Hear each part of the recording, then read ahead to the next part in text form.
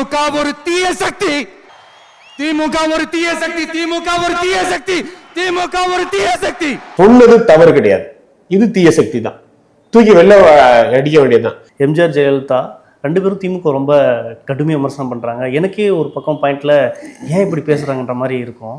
ஆனால் நான் இப்போ சொல்கிறேன், இவங்களை இப்படி தான் திட்டணும், இப்படி தான் பேசணும். முதல்ல எம்ஜிஆர் கடுமையாக ஒரு திமுக மேலே கோத்து இருக்காரா? ஆமாம், திமுக தான் இன்னைக்கு தீய சக்தி. அதை தான் எம்ஜிஆர் அவர்கள் வந்து தீய சக்தின்னு சொன்னார். அம்மா ஜெயலலிதா அவர்களும் இதே தீய சக்திங்கிறத சொன்னாங்க. பின்னாடி ஒரு பார்ப்பனர்கள் தான் இதை சொல்லிட்டு இருந்தாங்க, திராவிட இயக்கத்தை அழிக்கணுன்றதுக்காக. அப்படி ஒரு திமுக தீய சக்தின்னு சொல்லி இது பண்ணணும். இது வந்து அவர்கள் சமூக நீதி பின்னாடி போய் ஒளிஞ்சிக்கிறாங்க. ஆக்சுவலா அந்த குடும்பத்துல அந்த திமுகல சமூக நீதியே ஃபர்ஸ்ட் கிடையாது. இதை பத்தி நம்ம நிறைய இடத்துல பேசியாச்சு.